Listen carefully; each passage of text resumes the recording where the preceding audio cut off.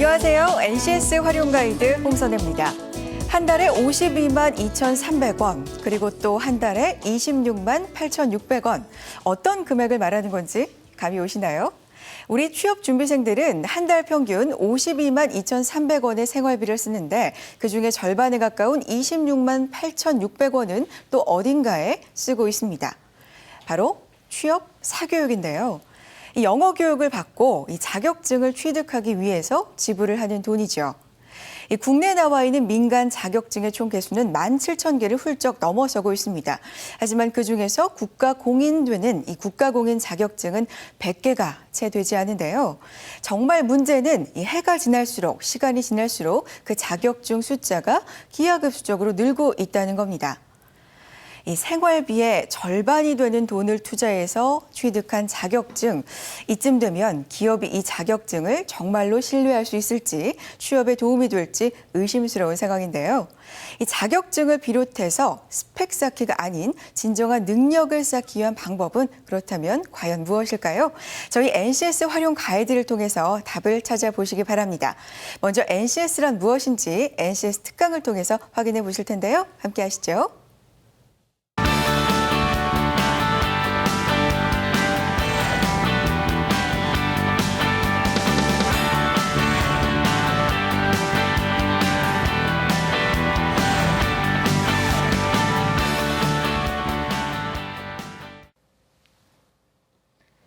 안녕하십니까. NCS 특강 제9강이죠. 오늘은 국가 역량체계 NQF에 대해서 설명드리도록 하겠습니다. 저는 한국산업인력공단 NCS센터의 김진실입니다. 설명드리기에 앞서 언론기사를 한번 보시겠습니다. 제목이 자격증, 경력, 통합인증, 학벌 없어도 성공이라는 그런 언론기사인데요.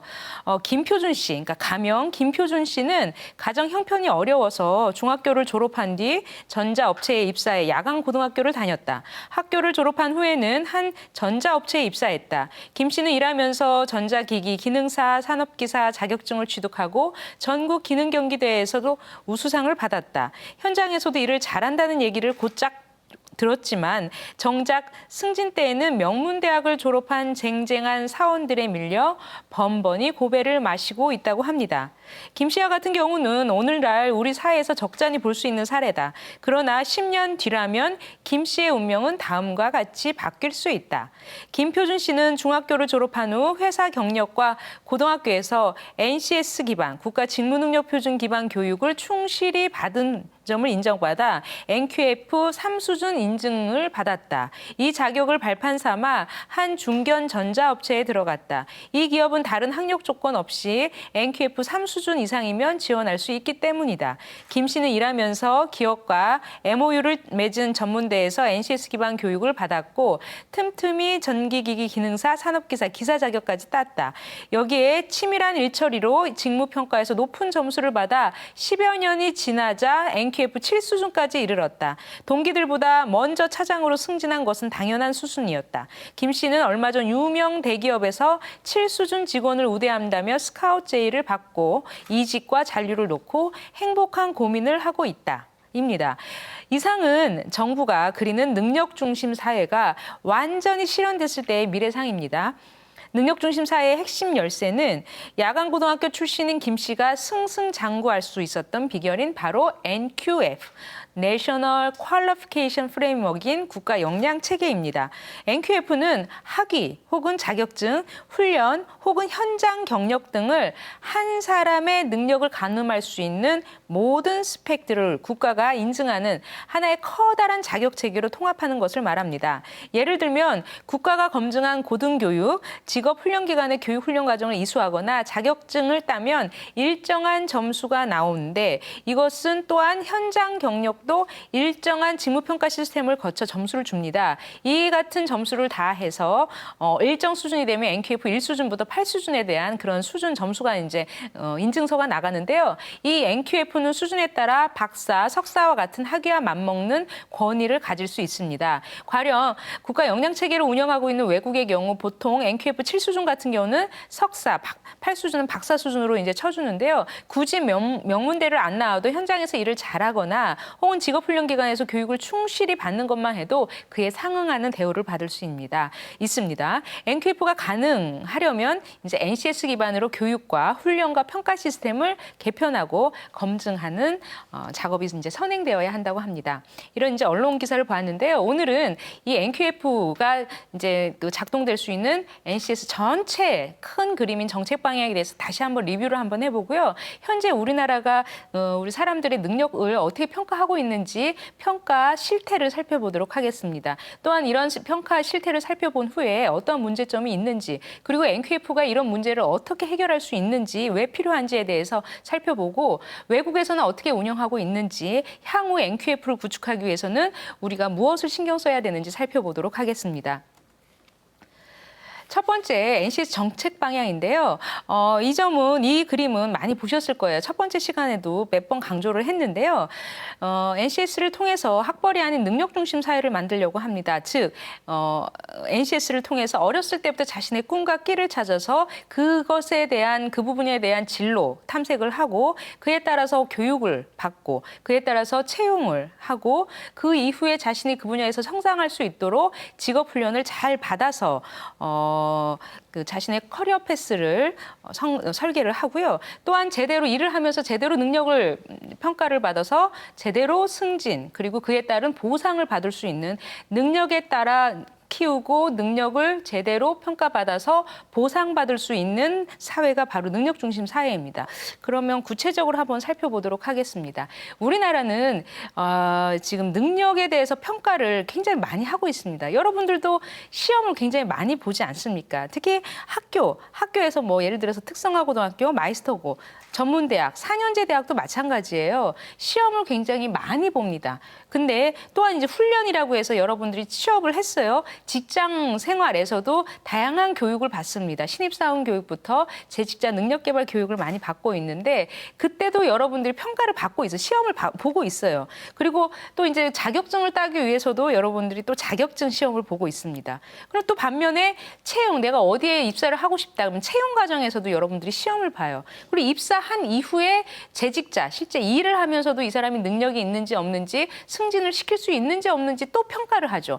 그러니까 능력 평가하는 그런 장면들은 굉장히 많이 있습니다. 다시 한번 볼까요? 실제 교육 분야에서 여러분들이 시험도 보고요. 수행평가라는 실험 실습도 하고요. 뭐 현장 실습, 인턴십 이런 것도 하고 있는데 대개는 거의 다 대부분이 교과 내용, 이 사람이 배운 내용을 제대로 잘 숙지하고 있는지 없는지 중심으로 평가를 하고 있습니다. 그래서 이제 문제점을 보시면 거의 교과 내용 중심의 지식 위주의 평가가 주를 이루고 있어요. 그래서 이제 실제 이 사람이 산업 현장에서 이 일을 잘 할 수 있는지 없는지 그 역량 중심의 평가는 굉장히 제한적이 있습니다. 또한 이 평가 결과가 과연 이 사람의 개인 능력을 제대로 이제 대변할 수 있는지도 그것도 미지수라는 거죠. 그러니까 경영학개론을 A+ 맞았다 하더라도 이 사람이 경영전략팀에서 제대로 핵심 가치를 뽑아내고 그 기업의 사업 전략을 제대로 수립할 수 있는지 없는지는 또 별개라는 거예요. 많이 아는 것하고 또 할 수 있는 건 또 별개라는 겁니다. 마찬가지로 지금 말씀드렸듯이 졸업을 이제 하고 아주 좋은 대학을 나왔다 하더라도 실제 그 사람이 일 현장에서 그 일을 할 수 있는지 없는지 이 부분은 스킬 미스매치가 엄청 나다는 거예요. 다시 회사에서는 교육을 다시 시켜야 된다는 거죠. 그만큼 학생의 직업교육이나 이런 교육을 받았던 것이 이 사람이 어느 정도 능력이 있는지 명확하게 국가가 인정하는 이런 그 공인된 수준 인정하는 게 없었습니다. 또한 학교 급간, 소위 말하면 이 학교에서 나온 거, 저 학교에서 나온 거, 저 다 달라요. 그러니까 공신력이 굉장히 떨어진다는 거죠. 그럼 다음 이제 그 직업 훈련 분야입니다. 직업 훈련 분야인데요. 직업 훈련도 이제 직업 훈련이라는 것은 취업 이후에 여러분들이 교육을 받는 건데 꼭 취업 이후 아니더라도 정규 학교 이런 학교가 아닌 훈련기관, 학원 이런 데서 받는 이제 교육을 우리가 훈련이라고 하고 있습니다. 그래서 이 사람이 출석을 제대로 했는지 그 안에서도 수행평가도 있고 이제 시험도 하고 있어요. 근데 하지만 이 훈련이라는 게 과연 이 사람의 능력을 제대로 지금 표명하고 있는지도 굉장히 부족하다는 거죠. 보통 훈련은 이 사람이 제대로 수업만 들으면 다 패스하는 형태로 가고 있습니다. 즉 훈련 이수자의 직업 능력이 얼만큼 향상됐는지를 평가한다기보다는 과정만 잘 이수하면 된다, 출석만 제대로 하면 된다라고 이제 거기에 초점을 해서 평가를 하고 있어요. 또한 그 훈련 과정에 대해서 구체적인 직업 능력에 대한 내용과 수준이 이제 잘 제시되지 있지 않습니다. 잘 몰라요. 또한 훈련 기관별로 이 학원에서 나온 훈련, 저 학원에서 나온 이게 수준이 어떤지 어떤 내용인지 정확하게 알지 못합니다. 다시 말하면 뭐 부산의 정보 처리 기사 초급 과정과 저 서울의 정보 처리 기사 초급 과정이 똑같을 리도 없고 이게 다 들쭉날쭉하다는 거예요. 내용을 잘 몰라요. 어떤 게 어떤 학원에서 어떤 훈련 기관에서 어떤 수준의 이제 교육 과정, 훈련 과정을 제공하는지 명확하게 알 수가 없습니다. 이러한 이제 문제점이 있고요. 자격도 여러분들 자격 시험 많이 보지 않습니까? 자격도요. 필기 시험 따로 보고 실기 시험 따로 보고 있습니다. 지난번에 우리가 5강이었나요? 우리 자격에 대해서 이제 설명을 드린 적이 있는데 우리나라는 교육 과정과 자격이 분리돼서 운영을 했습니다. 그 외국과 자격을 상호 인증을 하려고 했어도 과연 이 사람이 학습 경험을 얼마큼 이수했는지 알 수가 없어요. 우리나라는 이제 필기 시험, 실기 시험을 교육 과정을 받은 것과 별도로 시험을 보기 때문에 이 사람이 어떤 교육을 받았는지를 알 수가 없었습니다. 하지만 NCS를 도입한 이후에 NCS 기반으로 교육 과정을 잘 설계하고 제대로 잘 이수를 하면 어느 정도 이제 실력이 되면 평가에서 자격을 주는 과정 평가형 자격이 도입되지 않았습니까? 그와 마찬가지로 교육하고 자격이 연동되는 이런 형태로 지금 이제 변화하고 있는데요. 현재까지만 하더라도 이제 이 교육을 받은 거하고 자격이 별도로 놀았습니다. 그리고 이제 문제점을 보시면 과제 해결 중심의 필기, 실기 이런 그러니까 평가로 인해서 실제 그 사람이 그 부분에 대해서 능력이 어느 정도인지 이 사람이 1수준인지 2수준인지 3수준인지 4수준인지 이 능력에 대한 수준 평가가 한계가 있었다는 거죠. 또한 굉장히 빠르게 이 기술과 산업의 일의 세계는 변화하고 있는데 그것을 반영하는 능력을 이제 평가하는 도구가 많이 부족했어요. 국가기술 자격이나 이 국가 자격은 이 산업 현장이 이제 변화가 훨씬 빠르기 때문에 이 속도를 빨리 반영해가지고 이제 출제 기준이나 시험 문제를 이렇게 바꿔줘야 되는데 그 속도가 약간 이제 차이가 있었다는 거죠. 또 이제 출제 기준 자체에 NCS라는 것이 도입이 이제 현재는 굉장히 많이 노력을 하고 있지만 그간에는 그게 많이 어려웠다는 거죠. 그리고 실제 자격을 취득을 했어도 사장님이 이 사람 자격 취득했으니까 이 사람 능력 좋아. 그러면 내가 보상을 더 해줄게 하면서 이 자격 취득한 것에 대한 보상과 이런 게 굉장히 부족했었습니다. 이런 부분도 해결을 해야 할 부분입니다. 채용 시장 요즘에 많이 변화하고 있죠. 채용이요. 이 사람이 실제 그 분야에서 그 일을 할 수 있는지 없는지보다 그냥 무분별하게 스펙 쌓기에 이제 혈안이 돼 있었습니다. 토익 점수, 그리고 학점, 그다음에 어학연수, 봉사 등등. 내가 지금 열심히 땄던 것이 언젠가 쓸지 안 쓸지 그거는 나중에 생각하고 일단은 쌓고 보자라고 하면서 스펙 쌓기에 열중을 했는데 그것도 또한 이제 기업별로 다 달랐어요. 나는 하나인데 여기 기업 갈 때 인적성 검사 다르고 여기 기업 갈 때 인적성 시험 볼 게 다 달랐다는 거죠. 이 부분도 이제 해결을 해야 될 부분입니다. 문제점 보시면 즉 능력보다는 그 사람이 실제 일을 할 수 있는 그 직업 능력보다는 학벌이나 토익 토플 같은 스펙에 따른 채용이 거의 대부분 이루어졌죠. 근데 올해 굉장히 이제 채용 문화가 많이 바뀌고 있습니다. 그리고 이제 그 기초적인 능력, 그러니까 많은 인사 담당자가 다 필요 없어. 그냥 인성만을 제대로 갖추면 돼. 내가 다시 재교육시켜서 키우면 된다는 생각이 굉장히 많았습니다. 그러니까 실제 그 부분의 직업 능력보다는 기본적인 능력, 그런 걸 중심적으로 봤다는 거죠. 근데 그게 이 재교육 비용이 이 국가 사회적인 측면에서는 굉장히 많은 손실, 사회적 비용이 든다는 것입니다. 그리고 채용을 위해서 기업마다 다 각각 별도 채용 시스템이 있기 때문에 비용, 시간 등 낭비가 굉장히 많았습니다. 그리고 직원 채용 후에도 다시 그 기업 나름의 일을 시키기 위한 재교육 비용이 굉장히 많았다는 거죠. 경총 통계를 보면 일단 1인당 신입사원을 재교육시키는 데 드는 비용은 한 6천여만 원이 되고 이 기간만 보면 19.8개월, 거의 20개월이 됐는데 1년이 넘는 거예요. 그만큼 지금 재교육 하는데 시간과 비용을 많이 소비하고 있다고 합니다. 그리고 이직할 때 이 사람이 이제 이 분야에서 일을 했는데 실질적으로 내가 이직을 하는데 내가 과연 어느 능력이 있는지 명확하게 제시할 수도 없고요. 평가할 수도 없어요. 나는 그냥 어떤 부서에서 이런 일을 몇 년 동안 했다. 이것뿐이라는 거죠. 외국에서는 그렇지 않습니다. 이 분야에서 네가 어떤 일을 할 수 있는지 구체적으로 잡 리콰이어먼트에 따라서 자신의 능력을 쓸 수 있는데 우리나라는 그냥 어느 부서에 몇 년, 어느 부서에 몇 년 이렇게 지금 이력서가 작성이 되고 있죠. 그러니까 실질적으로 이 사람이 제대로 일을 할 수 있는지 없는지를 명확하게 판단할 수 있는 기준이 없었다는 겁니다. 또한 개인의 교육, 훈련, 자격, 경험, 학습. 이 말은 무슨 말이냐면요. 이제 본인이 스스로 막 사이버 교육도 듣고 다른 훈련, 뭐 영어 학원도 다니면서 다 열심히 공부하는 게 있지 않습니까? 그러니까 형식적인 교육 이외에 별도로 무형식적으로 공부하는 것이 상당히 많이 있는데 그 무형식적으로 그 공부했던 그런 학습 경험들을 구체적으로 공식적으로 인정해주는 시스템이 없었다는 거죠. 앞으로는 그게 다 이제 손실이 아닌 정말 제대로 그 사람의 능력 향상에 도움이 됐다라고 하면서 NQF라는 걸 통해서 인정할 수 있도록 만들어준다는 것입니다. 다음은 재직중입니다. 재직중. 일을 할 때 실제 근무 성과 평가라고 해서 이 사람이 이제 근무 태도가 어떠니, 뭐 복무는 제대로 지키고 있는지, 업무 실적은 어떤지, 아니면 상사들이 평가를 하고 오히려 360도 평가를 해서 동료 평가도 있고, 뭐 위에서 평가, 아래서 평가하면서 이런 식으로 평가를 하고 있는데요. 근데 객관적으로 평가할 수 있는 기준이 또 부족하니까 많은 기업에서 이런 토익 점수를 뭐 몇 점 이상, 뭐 얼마큼 늘렸는지 이런 식으로 또 스펙으로서 사람을 평가를 하고 있습니다. 그리고 평가 기준이 기업별로 굉장히 다르다는 거예요. 그리고 구체적인 평가 기준이 명시가 안 되어 있고.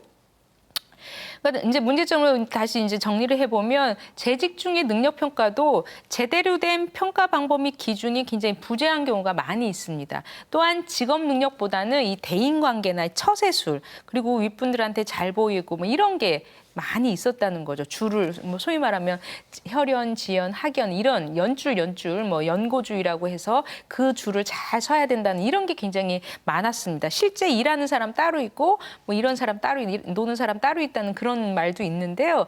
그러니까 명확하게 저 사람의 능력을 평가할 수 있는 기준이 부재였다는 거죠.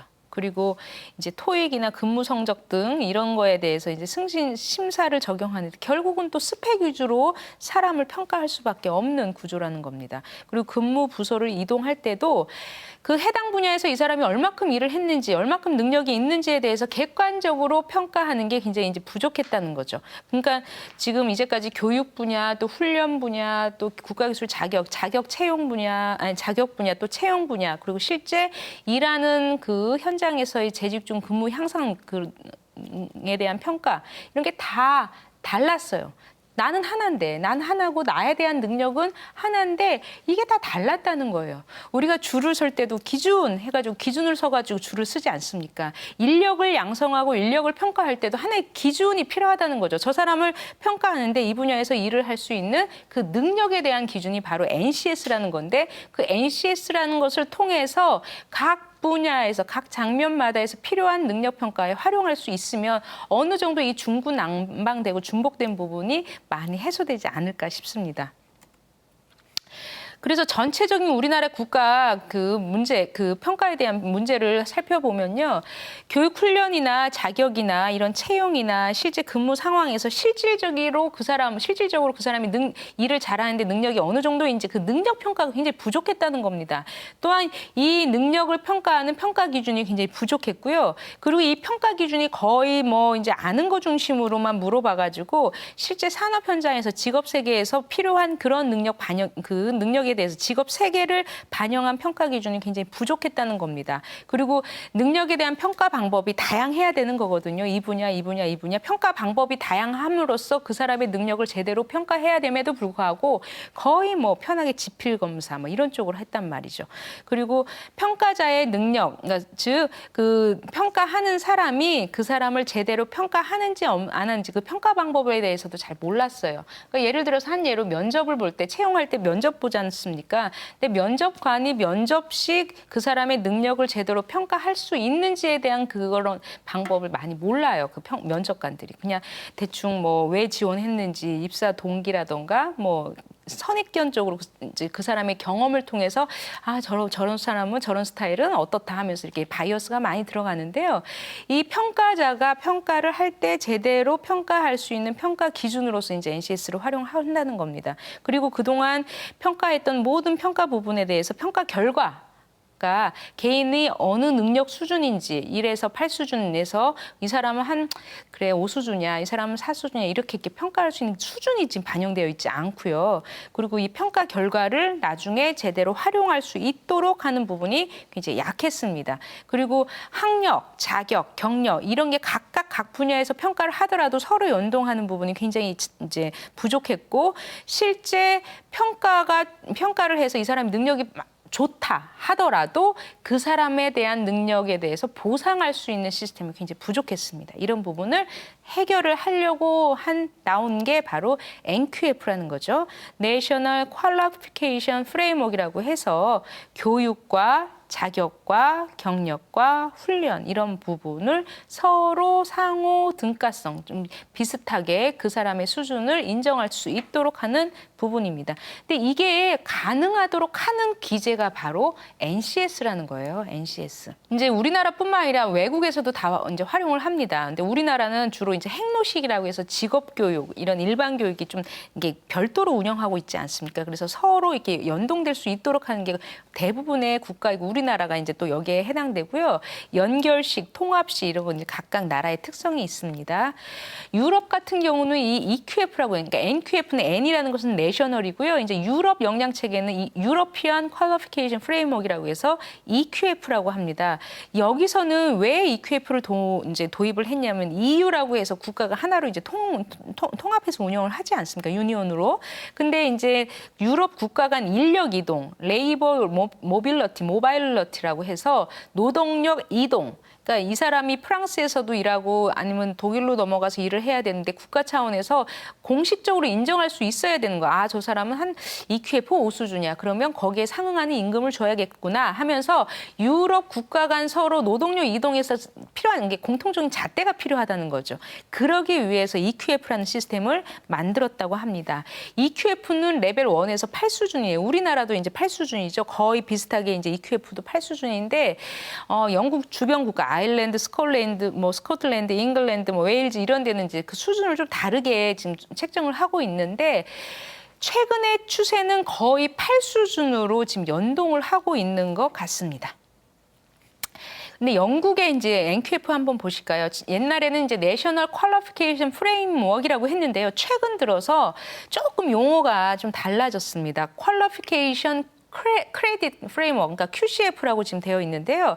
이 그림은 굉장히 좀 복잡한데도 또 복잡하면서도 되게 단순해요. 자, 보시죠. 이 그림 보시면 1에서 8 수준이 있어요. 여기도 역시 1, 2, 3, 4, 5, 6, 7, 8 수준까지 구분을 하고 있고요. 여기 GCAE, GCSE, 그다음에 A레벨 이런 것은 이제 우리나라 이 대학 수학 능력 시험 같은 시험이에요. 그래서 이쪽 윗부분에 대해서는 이 대학 수학 A레벨을 통과하면 일반 대학, 이 학문을 추구하고 있는 Further Higher Education 쪽으로 가는 쪽이고요. 더 디플로마라는 것은 이런 직업훈련이라는 곳을 생각하시면 됩니다. 근데 더 디플로마는 또 하나 이제 내부적으로 보시면 어워드 시스템이 있습니다. 어워드는 아주 이제 낮은 수준의 교육인데 이 크레딧이라는 것은 학점이에요. 학점. 1크레딧을 우리가 10시간의 학습 시간이라고 보는데 1에서 12 크레딧, 즉 120시간 정도 학습을 받으면 어워드 자격이 나가는 거고, 그다음에 그 이후에 13에서 36 크레딧, 그러니까 360시간의 교육을 받으면 서티피케이션이 나갑니다. 그리고 37 크레딧 이상, 370시간 이상으로 가면 디플로마라는 그런 자격을 받아요. 그래서 이 디플로마를 받으면 나중에 학력으로도 연동될 수 있도록 서로 이어지는 그림이에요. 그러니까 하나의 원으로 지금 타원형으로 나왔고요. 호주 한번 볼까요? 호주도 타원이에요. 타원. 이 그림 보시면 1, 2, 3, 4, 5, 6, 7, 8, 9 그 좀 이게 그 그림자 형태로 수준이 나와 있습니다. 그 호주 같은 경우는 오스트레일리아 퀄리피케이션 프레임워크에서 AQF라고 하는데 1수준부터 10수준이에요. 우리는 이제 8수준인데 1수준부터 이제 1, 2, 3, 4, 5, 6까지는 이제 보케이션, 그러니까 직업교육 훈련 부분에 대해서 이제 교육을 받고 하이어 에듀케이션, 소위 말하면 학사학위, 박사학위, 그다음에 닥터 이제 그 박사학위까지 가는 이런 그 연구 중심 쪽에 이제 그 트랙인데요. 소위 말하면 직업교육 쪽 트랙과 이 그 연구 중심의 이 트랙이 서로 연동이 된다는 겁니다. 우리나라는 이 대학을 가야 꼭 이쪽으로 가야 되고, 대학 가고 싶으면 이쪽 가고, 아니면 이제 일하고. 근데 각각 우리는 차별을 했다는 거죠. 근데 이제 호주나 이런 다른 나라는 비록 이제 꼭 이쪽 이제 뭐 하이어 에듀케이션 파트가 아니더라도 직업교육 훈련 파트를 가더라도 충분히 그 하이어 에듀케이션 수준에 맞는 상응하는 보상을 주기 때문에 굳이 학력을 따는 쪽으로 가지 않아도 된다는 겁니다. 그리고 주요 국가별 NQF 국제적 동향은 뭐 아까 유럽 이제 EQF 말씀드렸듯이 국가 차원에서, 그러니까 국가 간 이쪽 이제 국가 이쪽 국가 서로 노동력을 이동하면서 상호적으로 그 사람을 객관적으로 인정할 수 있는 그런 평가 기준으로서 NQF라는 것을 서로 지금 만드는 추세입니다. 향후 우리나라가 이제 NQF를 구축하기 위해서는 어떻게 해야 하냐면요. 일단 우리는 저 사람 개인이 갖고 있는 그 능력을 국가가 공식적으로 인정하는 시스템이 굉장히 부족했어요. 그냥 이 대학에서 한번 시험 보고 이 대학에서 시험 보고. 근데 그 대학에서 나온 그 시험 결과가 과연 국가 차원에서 어느 정도인지를 명확하게 알려줄 수 있는 그런 시스템이 굉장히 부족했습니다. 그리고 그 평가한 결과를 다른 데에서 서로 인정할 수 있는 그것도 굉장히 부족했어요. 그냥 시험 보고 평가해서 끝, 시험 보고 평가하고 끝. 그냥 내가 아무리 많은 시험을 보고 아무리 많은 평가 결과를 갖고 있다 하더라도 그 결과를 다른 데에서 인정하는 그 시스템이 굉장히 부족했습니다. 또한 국제적으로 인정하는 거죠. 우리나라가 이제 글로벌한 인재로 성장하기 위해서는 객관적으로 우리나라 인재를 외국에서 인정할 수 있도록 해야 되는데, 뭐 우리나라 뭐 어디 좋은 대학 나왔다고 해서 그 졸업장을 외국에서 인정해 줄 수 있을 것 같습니까? 그게 아니라는 거죠. 국가가 공식적으로 인정하는 그 툴로서 이제 외국에서도 서로 그 사람을 이제 보상할 수 있도록 해준다는 겁니다. 그리고 비형식 학습이라는 것은 아까 말씀드렸죠. 이런 세미나를 통해서 아니면 다양한 방법을 통해서 여러분들이 공부를 하고 학습을 하고 시험을 보는데 그게 그냥 무용지물로 끝나지면 안 된다는 거예요. 여러분들이 공부했던 것을 공식적으로 인정해서 써먹을 수 있도록, 활용할 수 있도록 만드는 겁니다. 그래서 앞으로 우리나라는 이제 NQF를 구축하기 위해서는 수직적 연계와 수평적 연계를 해야 하는데, 즉 중학교에서 배웠던 거, 고등학교에서 배웠던 거, 전문대학에서 배웠던 거, 대학에서 배웠던 것을 하나의 커리어 패스, 그 사람의 경력 설계, 하나의 큰 그림을 통해서 이렇게 연동이 돼야 된다는 거죠. 중학교 때 배운 거, 고등학교 때, 대학 이게 다 따로따로 놀지 말고 내가 예전에 배웠던 것을 이후에 배울 수 있도록. 예전에 첫 시간에 말씀드렸는데 NCS가 1에서 8수준이라고 말씀드렸지 않았습니까? 그러니까 1에서 한 3, 4수준은 우리 학교에서 배우고 그 이후에 5에서 8수준을 훈련 시장에서 배울 수 있도록. 그 나중에 이제 배울 때 당신이 어느 정도 능력이 있는지 인정하고 이제 갈 수 있도록 하는 거고요. 수평적이라는 것은 이 학원에서 아니면 이 학교에서 배웠던 것을 서로 연동해자는 겁니다. 내가 뭐 서울에서 대학을 다녀요. 근데 집은 만약에 지방이에요. 방학 때 지방에서 주변에 있는 학원에서 무슨 교육을 받았어요. 그 학원에서 배운 것을 학교에서 학점으로 인정받을 수 있도록 하는 그런 거죠. 그러니까 수직적 연계, 수평적 연계가 가능하다면 우리나라 이제 NQF를 구축하는 데 어느 정도 도움이 되지 않을까 싶습니다. NQF는 사실 좀 어려운 내용인데요. 이렇게 NQF가 구축된다면 명실상부한 능력 중심 사회가 되지 않을까 싶습니다. 오늘은 NQF에 대해서 알아봤고요. 다음 시간은 우리 NCS 국정과제에 대해서 앞으로 어떻게 가야 될지 향후 과제에 대해서 설명드리도록 하겠습니다. 경청해 주셔서 감사합니다.